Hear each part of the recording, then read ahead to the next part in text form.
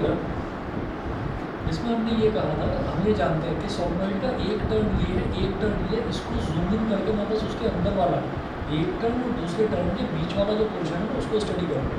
हम ये जानते हैं कि सोलेनॉइड के बाहर वो नॉर्थ से साउथ की तरफ ट्रैवल करता है, सोलेनॉइड के अंदर वो साउथ से नॉर्थ की तरफ ट्रैवल करता है, स्ट्रेट लाइन से जाता है। तो सोलेनॉइड के अंदर जब स्ट्रेट पैरेलल लाइन जाएंगी मैग्नेटिक फील्ड की, तो ये माना जाता है कि सोलेनॉइड के अंदर जो मैग्नेटिक फील्ड है वो यूनिफॉर्म है। यूनिफॉर्म मैग्नेटिक फील्ड हो या यूनिफॉर्म इलेक्ट्रिक फील्ड हो, उसके लिए जो लाइंस ऑफ फोर्स हैं वो हमेशा स्ट्रेट पैरेलल लाइंस होती हैं। तो हमने कहा कि एक लाइन ऐसे बना ली, ये दूसरी लाइन, ये तीसरी लाइन और ये चौथी लाइन। अच्छा जी, अब इसके बाद देखिएगा ये हमारी लाइंस ऑफ फोर्स है। तो हमने ऐसे दिखा दिया कि मैग्नेटिक फील्ड का डायरेक्शन ये, मैग्नेटिक फील्ड का डायरेक्शन मैं एक बार दोबारा से बताता हूँ आपको। हमने राइट हैंड थंब रूल देखा था, मैक्सवेल नाम का साइंटिस्ट था, मैक्सवेल ने बनाया था राइट हैंड थंब रूल। तो कभी भी लेफ्ट हैंड से मत करना कि राइट हैंड से पेन से लिख रहे हो और लेफ्ट हैंड पकड़ कर देख लेना, वो नहीं, राइट से ही करना है, लेफ्ट से डायरेक्शन उल्टी आ जाएगी। तो देखिए यहाँ पर ऊपर हमने डॉट लगा रखा है और यहाँ पर हमने क्रॉस लगा रखा है, यानी कि इस इंस्टेंट पर करंट बाहर निकल रहा है, इस इंस्टेंट पर करंट अंदर जा रहा है। ठीक है, तो ऐसे ना इस तरह से लूप बन रहा है करंट का। तो करंट कैसे आ रहा है, करंट यहाँ से बाहर निकलते हुए ऐसे आ रहा है, बाहर निकलते हुए नीचे से अंदर जा रहा है। तो थंब कहाँ इंडिकेट कर रहा है, राइट हैंड का थंब कहाँ इंडिकेट कर रहा है, इस तरफ। इसका मतलब हमारा मैग्नेटिक फील्ड का डायरेक्शन ये है। अगर करंट लूप बना रहा है तो मैग्नेटिक फील्ड स्ट्रेट लाइन होगी, अगर मैग्नेटिक फील्ड लूप बना रहा है तो करंट स्ट्रेट लाइन में जा रहा होगा। ठीक है, तो आप ये देखिएगा कि यहाँ करंट लूप बना रहा है तो magnetic field loop will be straight line, तो इसलिए हमारा मैग्नेटिक फील्ड का डायरेक्शन ये हो गया। फिर उसके बाद जैसे एक गॉसियन सरफेस बनाई जाती थी, वैसे ही यहाँ पर मैग्नेटिक फील्ड वाले चैप्टर में हम क्या बनाएंगे, एम्पीरियन लूप बनाएंगे। लूप का मतलब क्या होता है कि जिस पॉइंट से स्टार्ट हुआ है वो वापस आकर उसी पॉइंट पर ख़त्म भी होगा। ठीक, तो हमने एक लूप बना लिया। ये लूप मैंने ऐसे बनाया था कि यहाँ पर, यहाँ से स्टार्ट हुआ, यहाँ तक गया, फिर यहाँ तक गया, फिर ऐसे और फिर ऐसे। इस पॉइंट को बोल दिया ए, बी, सी और डी। तो ए से बी तक, बी से सी तक, सी से डी तक और डी से ए तक। इस तरह से ये लूप ने खुद को कंप्लीट करा। अच्छा जी, तो अब वही चीज़ मैं यहाँ पर लिखा है, to determine the magnetic field b vector at any inside point consider a rectangular closed path a B C d as the amperian loop. तो हमने rectangular closed path a B C d को एक Amperian loop के तौर पर मान लिया।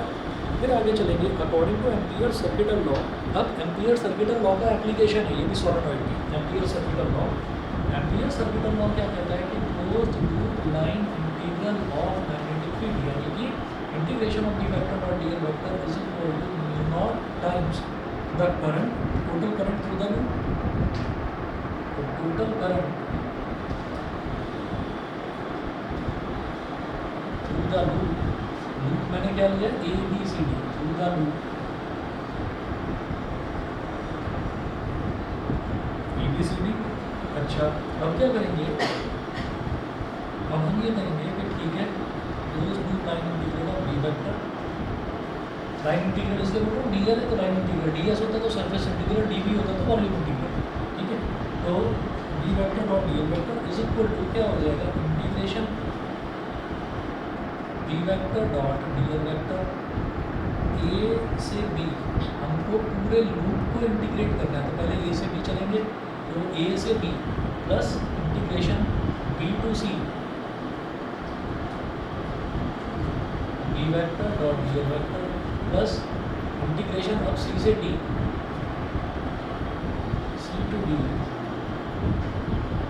D vector dot D L vector plus integration D से वापस ए, डी से A, D vector dot D L vector. ये हो गया। उसके बाद आप ये देखिएगा कि D vector dot D L vector. अब डी एल का मतलब क्या है, डी एल का मतलब है कि आप छोटी सी लेंथ ले रहे हैं। तो जब हम बात करेंगे इसकी बी वेक्टर से सी, बी से सी तक जाने की, जब हम बी से सी तक जाने की बात करेंगे तो देखिए उसमें होगा क्या कि जो हमारा मैग्नेटिक फील्ड है, बी से सी तक जब मैं जा रहा हूँ तो मैग्नेटिक फील्ड तो यूनिफॉर्म है, मैग्नेटिक फील्ड की डायरेक्शन तो ये है। जब मैं बी से सी तक जा रहा हूँ तो बी से सी में आप छोटा सा लेंथ लोगे तो वो भी छोटा सा लेंथ ऐसे है, यानी कि बी वेक्टर इधर और लेंथ इधर, तो दोनों के बीच में एंगल 90 डिग्री। ठीक है, तो इसीलिए नेक्स्ट स्टेप में आप अपने नोट्स में देखेंगे तो लिखा हुआ है बी से c b vector dot D L vector. होता क्या है, a vector dot b vector का फॉर्मूला होता है ए बी कॉस थीटा, तो b vector dot D L vector का फॉर्मूला हो जाएगा b d l cos theta, और थीटा यहाँ पर क्या 90 डिग्री। ठीक है, तो इसको क्या लिखेंगे, integration b d l cos 90 degree b से सी, और कॉस 90 डिग्री होता है 0, तो ये इंटीग्रेशन को ही खत्म कर देगा। 0 है तो ये पूरा का पूरा 0 हो जाएगा, ये 0 हो गया। सिमिलरली डी से ए तक जब हम आ रहे हैं तो अगेन लेंथ का टुकड़ा ऐसे है और मैग्नेटिक फील्ड ऐसे है, तो मैग्नेटिक फील्ड ऐसे, लेंथ ऐसे, 90 डिग्री का एंगल बन गया। तो वही चीज़ यहाँ पर करेंगे कि डी से ए तक, बी जब हम वापस लौट कर आएंगे डी से ए तक, तो जो है b vector dot D L vector will be equal to b d l cos 90 0, ये पूरा का पूरा 0 हो गया डी से ए वाला।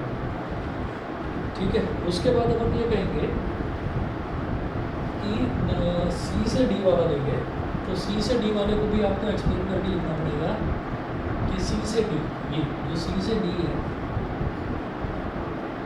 B vector dot D L vector, तो अब ये क्या हो जाएगा, इसको क्या लिखेंगे, इसको सीधा सीधा 0 लिखेंगे। इसको 0 क्यों लिखेंगे, क्योंकि देखिए यूनिफॉर्म मैग्नेटिक फील्ड की बात ये है, यूनिफॉर्म मैग्नेटिक फील्ड की बात है, मैंने यहाँ पर 4 लाइन्स बनाई, ऐसी पैरेलल इनफाइनाइट लाइन्स होगी।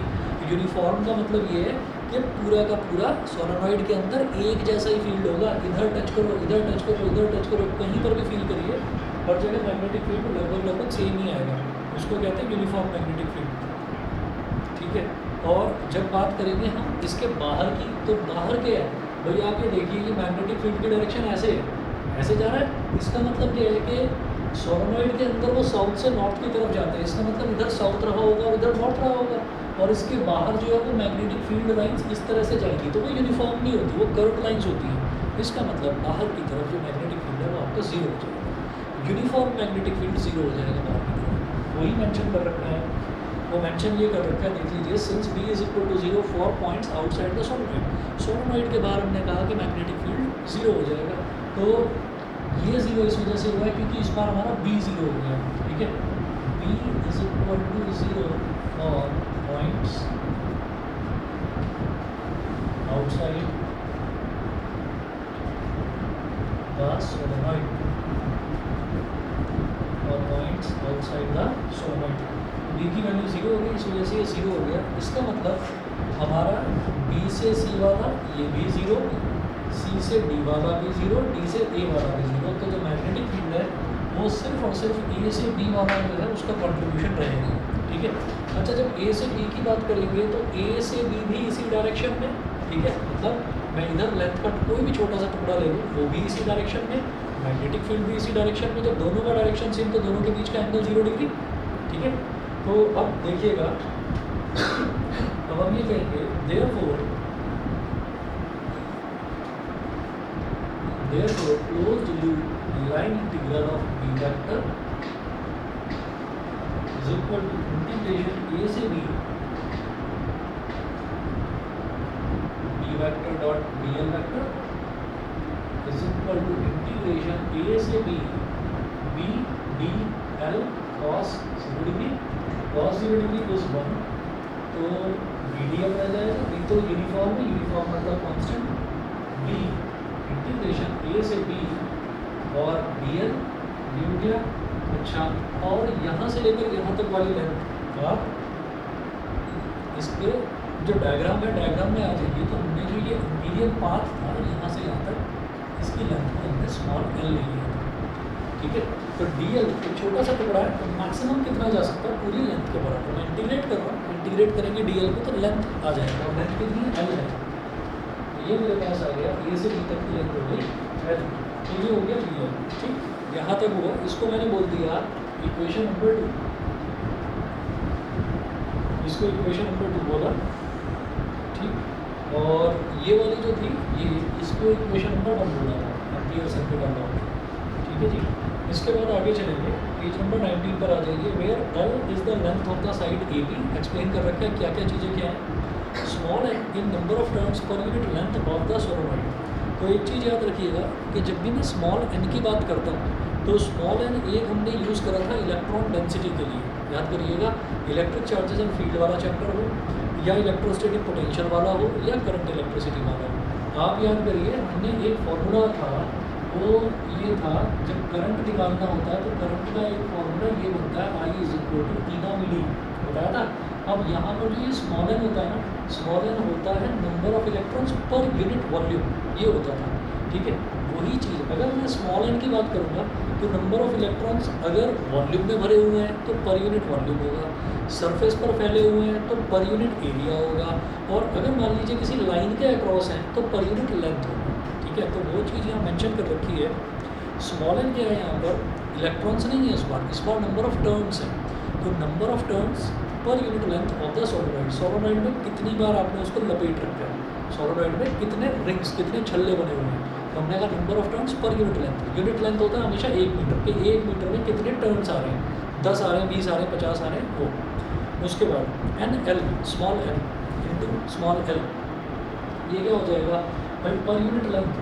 पर यूनिट लेंथ में ये नंबर ऑफ टर्न्स जो है वो स्मॉल एन है, तो टोटल नंबर ऑफ टर्न्स कितने हो जाएंगे, एन इंटू एल।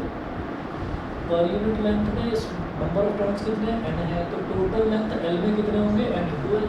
तो एन इंटू एल क्या हो गया, total number of turns, total number of turns in the solenoid. ठीक है, कुछ चीज़ें ऐसी हैं जो आपने ना 10th क्लास में करी थी और उसका जवाब वहाँ पर नहीं मिला था, यहाँ मिल जाएगा।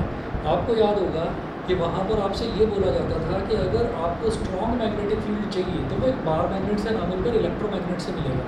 इलेक्ट्रोमैग्नेट में ये कहा जाता था कि एक सोलोनॉइड है, यानी कि कॉपर का कोई वायर लिया, उसको लपेट दिया ऐसे करके, गोल गोल रिंग्स बना दिए उसके, और उसके बीच में ना एक सॉफ्ट आयरन कोर इंसर्ट कर दिया। सॉफ्ट आयरन कोर इंसर्ट करा, वो इलेक्ट्रोमैग्नेट बन गया।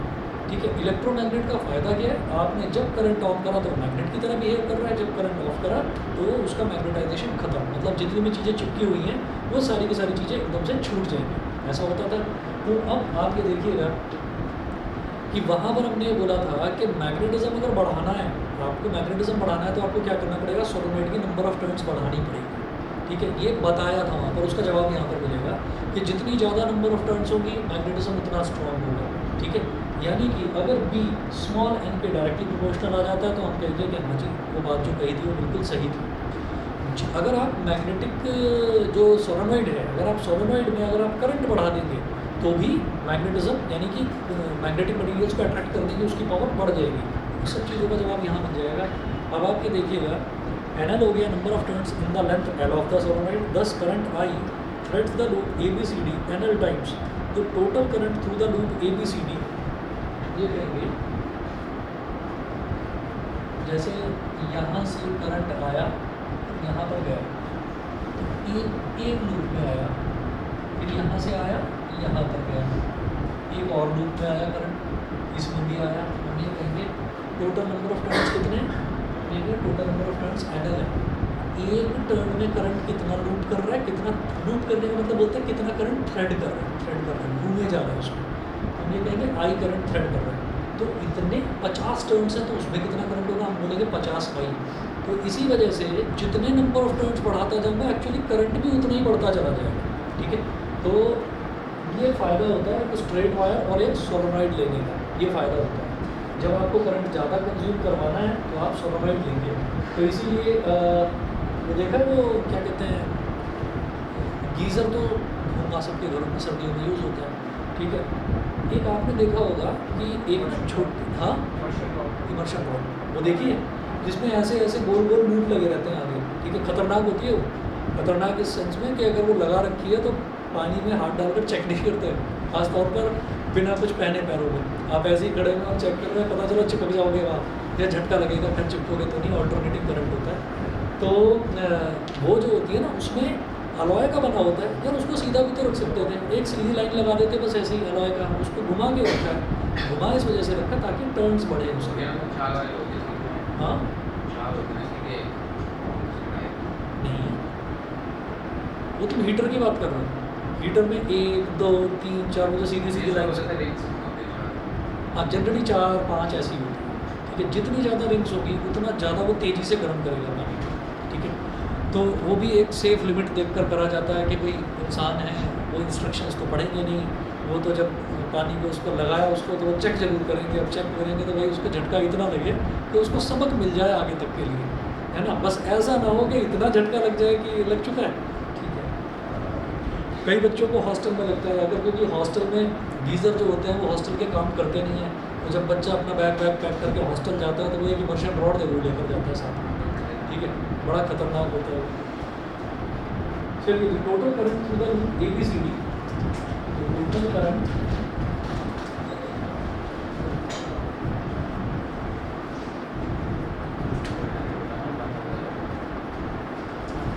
थ्रू द ABCD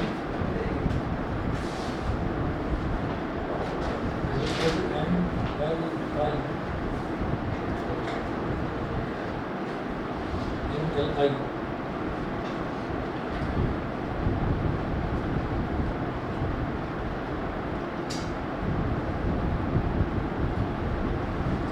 अब इसको हमने बोल दिया इक्वेशन नंबर 3।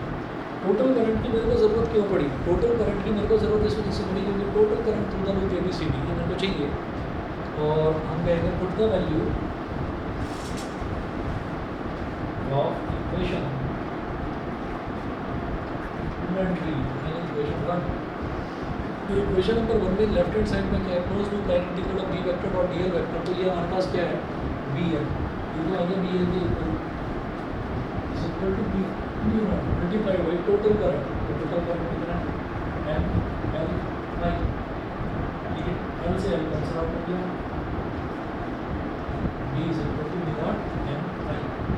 तो आपका 10th क्लास में जो आपने कंसेप्ट पढ़ा था उसका जवाब आपको मिल गया, number of turns per unit length. तो जितने नंबर ऑफ टर्न्स ज़्यादा होंगे मैग्नेटिज्म उतना ही ज़्यादा, जितना करंट ज़्यादा होगा मैग्नेटिज्म उतना ही ज़्यादा, ठीक है। Note magnetic field at the end of a solenoid is 1/2 of that of its middle, ठीक है। तो जो कॉर्नर है, कॉर्नर में अगर मैग्नेटिक फील्ड निकालते हैं तो वो उसके पूरे मैग्नेटिक फील्ड का म्यू नॉट NI का उसका आधा होता है, ठीक है। ये सिर्फ करना है, इसका कोई डेरिवेशन वगैरह नहीं है। अच्छा, तो इसी चीज़ को डायग्राम बनाकर समझा दिया है, एक ग्राफ बना दिया है।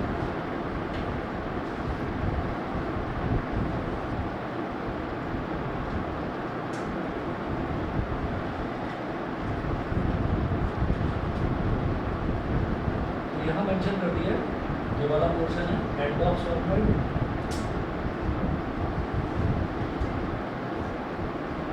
ऐसे ये भी एक एंड कौन सा है, लेफ्ट वाला कोना, एक हो गया राइट वाला कोना, जहाँ से खत्म हो शुरुआत है ये सोलेनॉइड की या फिर खत्म, तो इनको बोल दिया एंड ऑफ सोलेनॉइड।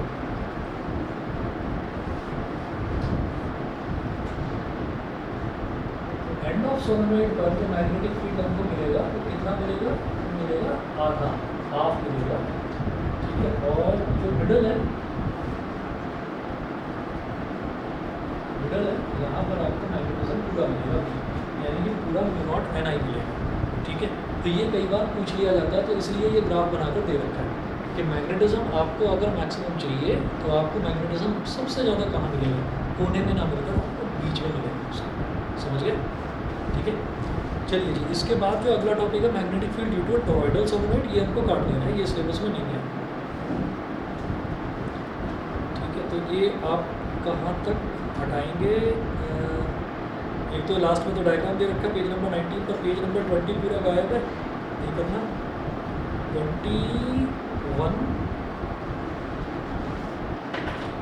21 बस थोड़ा सा ही, उसमें 21 में नीचे जो 3 क्वेश्चन दे रखे हैं ये सोलेनॉइड वाले, ये हम करेंगे। और टॉरॉइड का तो ये वाला लास्ट वाला, चलो ये देखो मैं, तो यहाँ तक मैंने आपको बोला था कि एम्पियर सर्किट और लॉ ये एक बार कंप्लीट हो जाए, फिर जो मैंने क्वेश्चंस छोड़े थे 3 वो करवाने थे, उन क्वेश्चंस पर आइए, वापस आइए पेज नंबर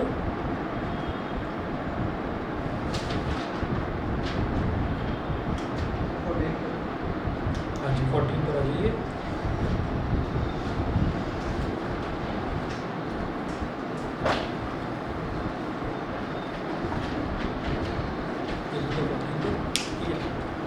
मिनट दीजिए, मैं अभी आ रहा हूँ। आप जरा नोटबुक निकाल कर रखो, इतने अभी आए हैं।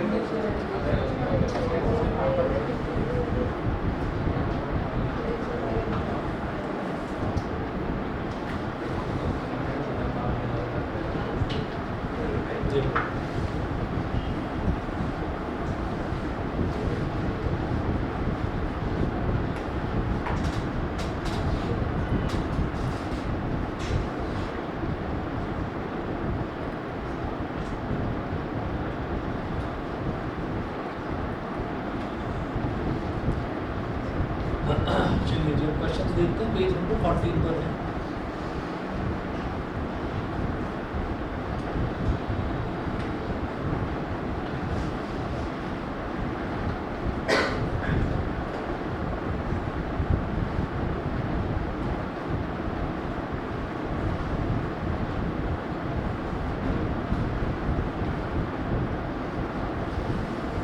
देखिए, a circular coil having 100 turns of wire of radius nearly 20 centimeter each lies in the xy plane with its center at the origin of coordinates.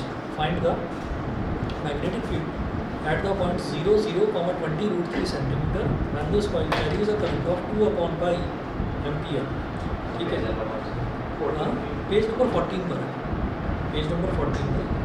मैंने 3 क्वेश्चन थे, मैंने छोड़े थे, ये मैं आपको बाद में करवाऊँगा एम्पियर सर्किट लॉ होने के बाद।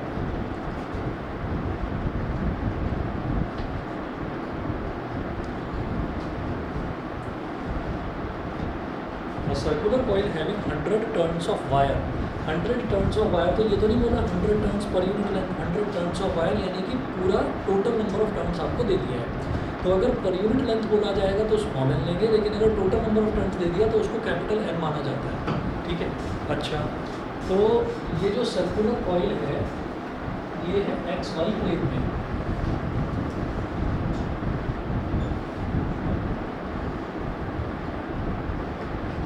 ये एक्स वाई प्लेन में है। तो एक्स वाई प्लेन का मतलब एक्स वाई प्लेन का मतलब ये हो गया, मान लीजिए जैसे कि ये हमारे पास एक्स एक्सेस हो गई और ये हमारे पास वाई एक्सेस हो गई। तो एक्स वाई प्लेन का मतलब ये है कि इस पर कुछ भी आप बना दीजिए, ठीक है। जब एक्स एक्सेस ये और वाई एक्सेस ये है तो ये एक्स वाई प्लेन हो गया, और सामने की तरफ जो एक्सेस होगी वो जेड एक्सेस कहलाएगी। तो हम इस क्वेश्चन का जो मैं डायग्राम बनवा रहा हूँ न्यूमेरिकल का, वो मैं ऐसे बना रहा हूँ। आप मान लीजिए कि ये ऐसे रखा हुआ है, ठीक है। आप मान लीजिए कि एक्स ऐसे रखा हुआ है, तो एक्स वाई प्लेन में हमारा जो लूप है वो ऐसे बनेगा एक्स वाई प्लेन में, और जेड एक्सेस हमारी यहाँ लाई करेगी सामने की तरफ, ठीक है। लीजिए, तो यही हमने जो डेरिवेशन था, डेरिवेशन में भी हमने इसी तरीके से करा था। A circular coil having 100 turns of wire, तो मैं सर्कुलर कॉइल कैसे दे रहा हूँ, जो पेज नंबर 14 का हमारा फर्स्ट क्वेश्चन है। तो सर्कुलर कॉइल को मैंने इस तरीके से दिखा दिया, इसका मतलब सीधा सीधा ये है कि सर्कुलर कॉइल ऐसे में रखकर इसको ऐसे रखा हुआ है, ठीक। अच्छा, तो सर्कुलर कॉइल ऐसी होगी,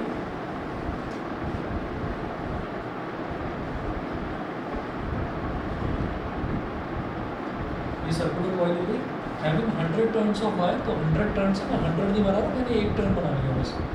अच्छा, of radius nearly 20 centimetre each, मतलब हर टर्न का रेडियस 20 सेंटीमीटर, मैं तो एक टर्न बना रहा हूँ तो 20 सेंटीमीटर, मतलब ये क्या होगा, ये होगा ए। याद करिएगा, हम इसके एक्सेस पर निकालना चाह रहे हैं, तो हमने क्या करा कि जो नंबर ऑफ टर्न्स हैं वो तो है 100, ठीक है। और जो ए है, ए यानी कि radius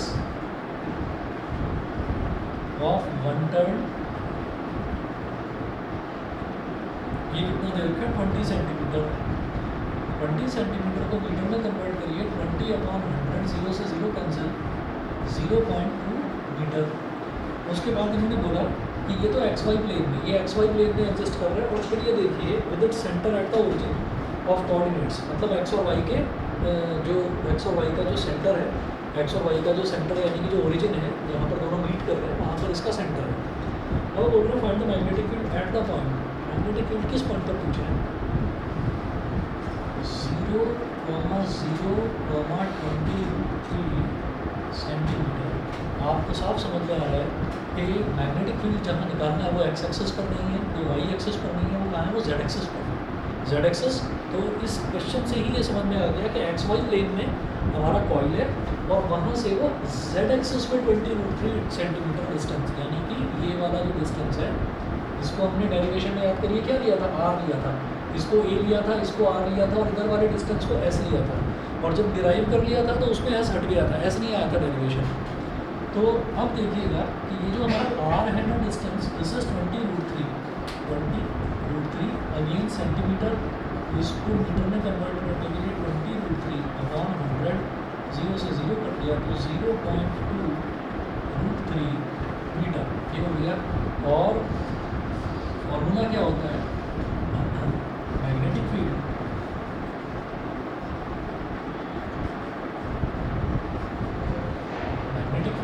at a distance r from the center of a loop,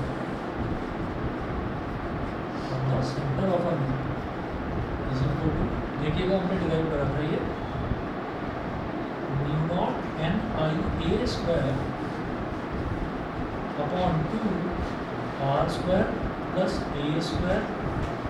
की पावर 3/2, ठीक है। ये हमने डिराइव करा था। फिर इसके स्पेशल केसेस देखे थे, एक में एक a² 0 हो गया था, एक में r² 0 हो गया था, एक में ये देखा था कि दोनों अगर r और दोनों इक्वल हो जाए तब कितना आता है, ठीक है। तो वो देखे थे, वो स्पेशल केसेस भी देखे ये बात। अच्छा, उसके बाद ये बोल रहे हैं कि जो करंट है ना, वो करंट भी इन्होंने दे रखा है। करंट इन्होंने दिया ये है I इज इक्वल टू 2/पाई एम्पियर, 2/पाई एम्पियर, ये हो गया। प्लस अब सारी वैल्यूज़ हैं mu naught N I A small A सारी वैल्यूज़ हैं, तो निकालिएगा कैसे निकलेगा ये।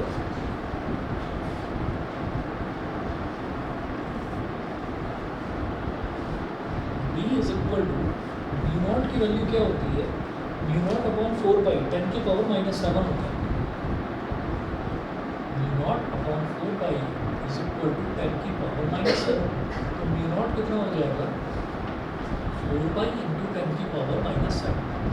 तो म्यू नॉट की जगह ये लिख दीजिए आप 4 पाई इंटू 10 की पावर -7, ये तो म्यू नॉट हो गया। अब कैपिटल एन कितना है, टोटल नंबर ऑफ टर्न्स ये है 100, तो यहाँ लिखिए 100। आई कितना है 2/पाई, ठीक है, ये बड़ा अच्छा हो गया, पाई से पाई कैंसिल आउट हो जाएगा। फिर जो स्मॉल ए है वो कितना दे रखा है 0.2 मीटर, तो स्मॉल ए का स्क्वायर 0.2 का स्क्वायर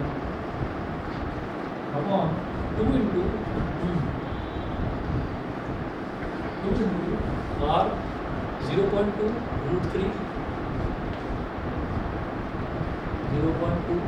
√3 का स्क्वायर प्लस ए स्क्वायर 0.2 का स्क्वायर,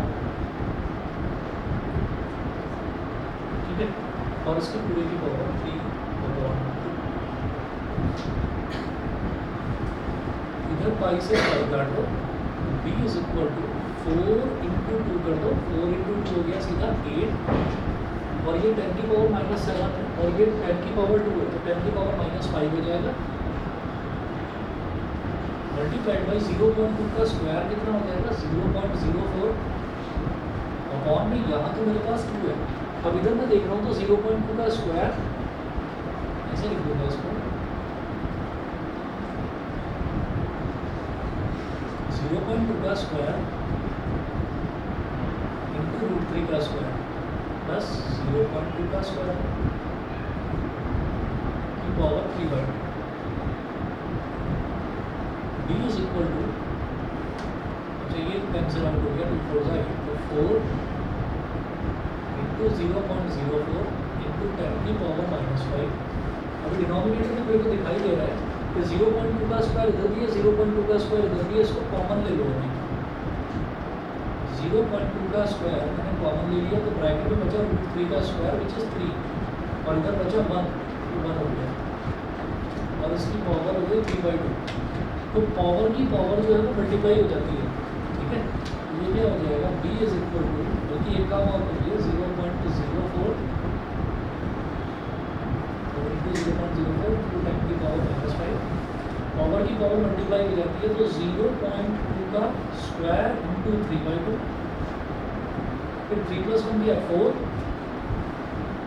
को क्या लिख सकते हैं 2 का स्क्वायर, तो 2 के स्क्वायर की पावर भी 3/2। ये समझ गए कि नहीं, ये बता देना।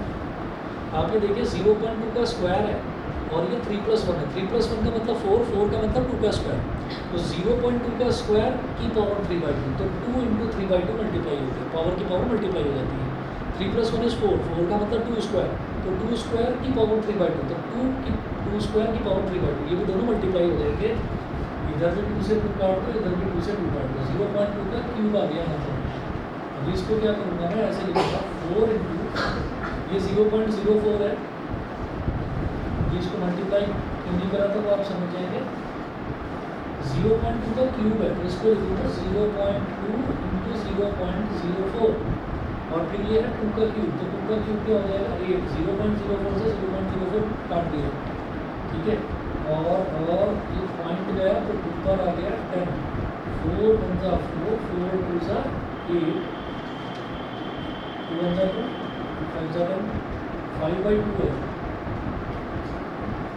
b is equal to 5/2 into 10 की पावर -5,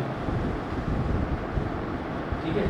और ज़रा आंसर देखिए क्या दे रखा है, 25 माइक्रो टेस्ला, 25 माइक्रो टेस्ला। ये कैसे करा इन्होंने कि माइक्रो कैसे बनाए कि आपने ऊपर कर दिया 10 से मल्टीप्लाई, और नीचे भी कर दिया 10 से मल्टीप्लाई।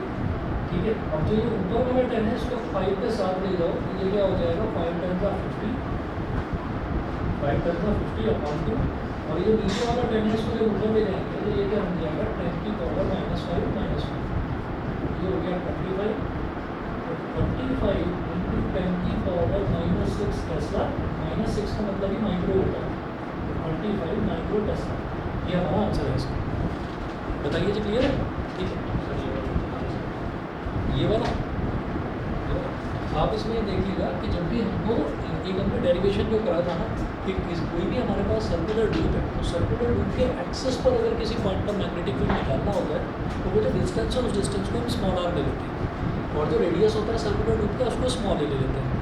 अब इसमें उन्होंने ये बोला कि जो टोटल नंबर ऑफ टर्न्स हैं वो 100 है, मतलब ऐसा एक लूप नहीं है, ऐसे 100 लूप्स है, वो 100 लूप साथ लगा कर रख रखे हैं। अब जो रेडियस है वो 20 सेंटीमीटर है तो वो तो 0.2 मीटर हो गया। फिर वो कह रहे हैं कि आपको कितनी दूरी पर ये एक्स वाई प्लेन में एग्जिस्ट करता है, ये जो लूप है ये एक्स वाई प्लेन में है, तो एक्स वाई प्लेन में है तो उससे कितनी दूरी पर है आपको जो मैग्नेटिक फील्ड निकालना है, कितने डिस्टेंस पर, तो वो बोला 0 0 0,0,20 सेंटीमीटर पर। इसका मतलब जेड एक्सेस पर ही बस इतना है, ये जो पॉइंट है जेड एक्सेस पर लाई कर रहा है, एक्स और वाई में इसकी कोई वैल्यू नहीं है। ठीक है, तो क्या करेंगे, और जनरली ऐसे ही आएगा क्वेश्चन, आप ये मत सोचना कि वो टेक्टोनिकली इसको भी पहले डिस्टेंस को भी सॉल्व करवाएंगे, कंपोनेंट्स रिजॉल्व करवाएंगे, नहीं भाई नहीं, पागल हो जाओ कुछ। तो क्वेश्चन जनरली ऐसे ही है, अगर वो वाई जेड प्लेन में लाई करता है, वाई और जेड प्लेन में लाई करता तो यहाँ एक्स की वैल्यू दे रखी होती, समझ गए, वो एक्स की, फिर उससे अगर डिस्टेंस निकालते तो वो एक्स पर मिलता है परपेंडिकुलर डिस्टेंस। तो ये 20√3 हमारा क्या हो गया, ये आर हो गया, जब 20√3 आर हो गया, कैसे निकाला हमने इसको 10 से डिवाइड कर लिया, तो 100 से डिवाइड कर दिया ताकि मीटर में कन्वर्ट हो जाए, और फिर सीधा फॉर्मूले में रखा। अब ये जितनी भी कहानी है ये सब मैं उसको आसान करने के लिए कर रहा था, बाकी आपको डायरेक्ट करना है डायरेक्ट कर लो। डायरेक्ट में क्या हो जाएगा 0.04 इंटू 3 तो 0.12 हो जाएगा, और ये 0.04 हो जाएगा तो 0.16 बन जाएगा। 0.16 का जो पावर में होता है ना 1/2, जैसे 3/2 है, इसको ऐसे भी लिख सकते हैं 0.04 इंटू 3 तो 0.12 बन गया, 0.12 प्लस 0.04 की पावर 3/2 है, तो इसको ऐसे भी लिख सकते हैं 1/2 की पावर 3, क्योंकि पावर की पावर मल्टीप्लाई हो जाती है, मैंने उसको स्प्लिट करके लिख दिया 1/2 का मतलब स्क्वायर रूट, तो स्क्वायर रूट ऑफ 0.16 की पावर 3, 0.16 का स्क्वायर रूट आएगा 0.4, 0.4 इंटू 0.4 करेंगे तो 0.16 आएगा, तो ये 0.4 का क्यूब आ गया। तो अगर ये मेथड जो ये मैंने करा ये अगर मुश्किल लग रहा हो तो डायरेक्टली ऐसा करना चाहिए, फिर 0.4 इंटू 0.4 इंटू 0.4 करना, ठीक है, रिजल्ट फाइनली यही है, जैसा आपको ठीक लगे वैसा। कैलकुलेटर नहीं है ना इस वजह से। चलिए जी अगला देखते हैं, नेक्स्ट क्वेश्चन है, two coaxial circular loops L1 and L2। Coaxial का मतलब पता है क्या होता है, कोएक्सियल का मतलब ये है कि दोनों ना एक ही एक्सेस पर लाई करते हैं। फॉर एग्जांपल समझ लीजिए एक लंबा सा तार है और उस लंबे से तार पर एक छल्ला यहाँ पर लपेट रखा है और एक छल्ला यहाँ पर है, तो दोनों सेम एक्सेस पर है, दोनों सेम एक्सेस पर है, तो टू कोएक्सियल सर्कुलर लूप्स। अब क्या है कि ये जो लूप्स है ना, इन लूप्स को सीधा भी बनाया जा सकता था, ये जो जरा से झुका दिए ना, टेढ़े बना दिए, ये घबरा मतलब ताकि बच्चा घबरा जाए देखकर कि भाई कुछ अलग पूछ लिया है तो बस नहीं हो रहा है, छोड़ दिया बस में, तो ये इसकी वैसे ही आपको टेंशन में डालने के लिए दे रखा है, पेपर में आ चुके हैं ये तीनों ही क्वेश्चन। तो two coaxial circular loops L1 and L2 of radii 3 cm and 4 cm are placed as shown. What should be the magnitude and direction of the current in the loop L2 so that the net magnetic field at the point O be 0? अब देख लीजिए क्या करना है।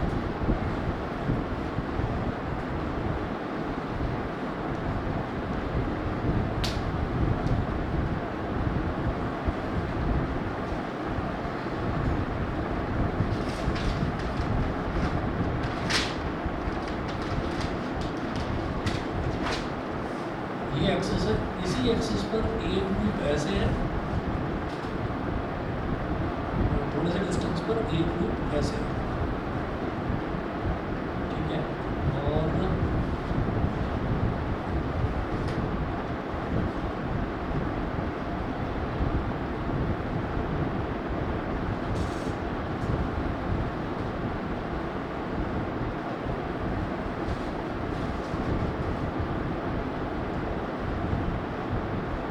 जैसे किसी wire में वो मोती वगैरह पिरो देते हैं, इस तरीके से समझ लीजिए कि 2 लूप से ऐसे पिरो दी है।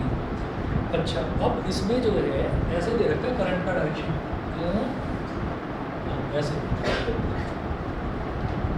I1 इज इक्वल टू कितना है 1 एम्पियर, ऐसे जा रहा है, ऐसे जा रहा है। और इसका जो रेडियस है, वो रेडियस कितना दे रखा है, 3 सेंटीमीटर, 3 सेंटीमीटर। और यहाँ पर एक पॉइंट है O, और यहाँ से इस पॉइंट का डिस्टेंस दे रखा है 4 सेंटीमीटर। इस वाले लूप का जो रेडियस है वो दे रखा है 4 सेंटीमीटर, और यहाँ से यहाँ तक का जो डिस्टेंस है दैट इज 3 सेंटीमीटर, मतलब ये वाला। अब आपको एक चीज़ समझ में आ गई होगी, मैग्नेटिक फील्ड वो निकलवा रहे हैं, वो मैग्नेटिक फील्ड निकलवा रहे हैं, वो कह रहे हैं कि आपका नेट मैग्नेटिक फील्ड ऊपर 0 होना चाहिए, ठीक है, नेट मैग्नेटिक फील्ड ऊपर 0 होना चाहिए। लूप इस बार हमारे पास लूप जो है वो बहुत सारे नहीं है, सिंगल सिंगल लूप दे रखे हैं बस। तो जब बहुत सारे लूप होते हैं तो फॉर्मूला मिलता है B is equal to mu not NIA² upon 2 R² plus A² की पावर 3/2। और जब बहुत सारे लूप्स नहीं होते तो कैपिटल M नहीं लेते, कैपिटल M हटा देते हैं। एक ही लूप है तो या फिर ये कह दो कैपिटल M की वैल्यू 1 होती है, ठीक है। तो सीधी सी बात है भाई, करंट इसमें ना ऐसे जा रहे हैं, आप ये समझिए कि ये रिंग इस तरीके से है, तो करंट इसमें ऐसे आ रहा है, करंट ऐसे आ रहा है, करंट ऐसे आ रहा है। मैग्नेटिक फील्ड की डायरेक्शन ये, मैग्नेटिक फील्ड की डायरेक्शन यहाँ पर ये होगी, इसको मैं बोल दूंगा B1, B1 की डायरेक्शन ये हो जाएगी, तो भाई B2 की डायरेक्शन यही होनी चाहिए। तभी इस मैग्नेटिक फील्ड से ये मैग्नेटिक फील्ड एक दूसरे को कैंसिल आउट करेंगे, नलीफाई करेंगे, तभी यहाँ पर नेट मैग्नेटिक फील्ड आपका 0 हो जाएगा। और इसकी डायरेक्शन ये ऐसे कैसे होगी, जब इसमें करंट ऐसे थ्रेड कर रहा होगा उल्टा डायरेक्शन में, तभी हमारा थंब इधर इंडिकेट करेगा, ठीक है, राइट हैंड लेगा, ठीक। तो अब आप ये देखिएगा कि जैसे इसमें ऐसे जा रहा था करंट, तो इसमें करंट ऐसे आएगा, I2 will be like this, I2 will be like this, ठीक है। तो आप ये कहें और net magnetic field to be 0 at point O, this is loop 2 L2, this is loop 1 L1, at point O current in L2 must be in opposite direction as that of L1, L1 में जितना था उसके opposite direction में होना चाहिए। फिर हम ये कहेंगे मैग्नेटिक फील्ड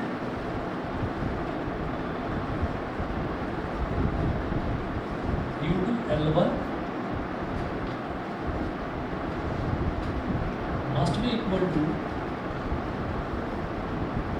मैग्नेटिक फील्ड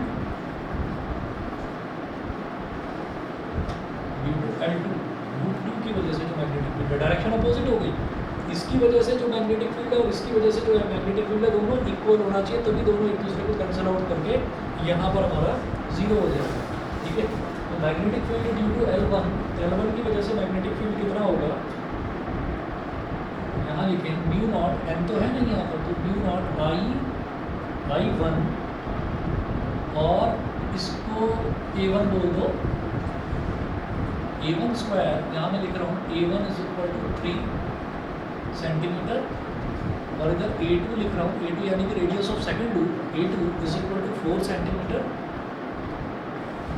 और इस केस में R1 कितना होगा 4 centimetre, R1 is equal to 4 centimetre, और इस केस में जो R2 है दैट विल बी यहाँ से सेंटर से जिस पॉइंट पर मैग्नेटिक फील्ड निकाल रहा हूँ वहाँ तक का डिस्टेंस वो कितना होगा 3 सेंटीमीटर। तो म्यू1 A square upon 2 R² plus A² की पावर 3/2। आसान है ये मत सोचना बहुत लंबी चौड़ी कैलकुलेशन उसके जैसी हो जाएगी, अभी करते हैं कि काफ़ी वैल्यूज। और ये होगा mu naught I2 A2 square upon 2 into R² plus A² की पावर 3/2। तो यहाँ लिख देना R1 square A1 square, R2 square A2 square, ठीक है। अब देखिएगा म्यू नॉट से म्यू नॉट काटो, 2 से 2 काटो, उसके बाद I1 की वैल्यू बहुत बढ़िया कर रखा है, तो 1 एम्पियर दे रखी है, तो 1 तो बड़ा अच्छी वैल्यू होती है, 1 इंटू A1 का स्क्वायर, A1 क्या है 3 सेंटीमीटर, तो ऐसे ही सोचो 3 नहीं लिखूंगा 0.03 लिखूंगा, मीटर में लेना होता है, तो यहाँ लिखेंगे 0.03 का स्क्वायर अपॉन R1 कितना देखिए, R1 है 4 और A1 है 3, तो 0.04 का स्क्वायर प्लस 0.03 का स्क्वायर की पावर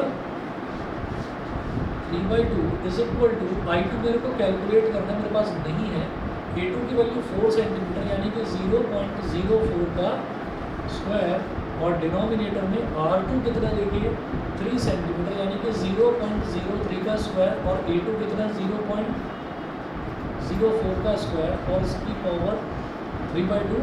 ज़्यादा अच्छी बात ये है कि ये जो डिनोमिनेटर है इधर वाला भी और इधर वाला भी दोनों सेम है, ये 0.04 का स्क्वायर प्लस 0.03 का स्क्वायर, 0.03 का स्क्वायर प्लस 0.04 का स्क्वायर, पूरा कैंसिल आउट हो गया और अब आपके लिए आसान हो गया, इसकी वैल्यू कितनी हो जाएगी I2 की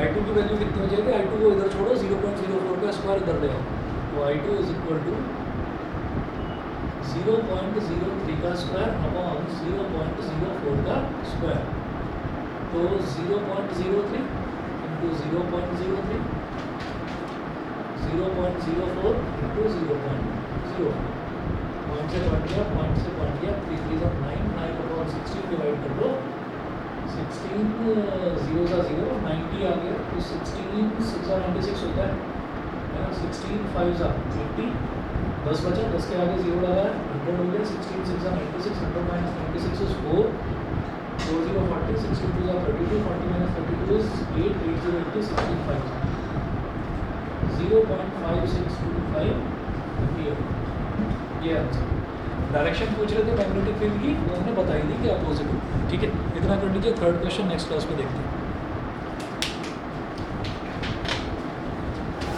Thank you, sir. ओके।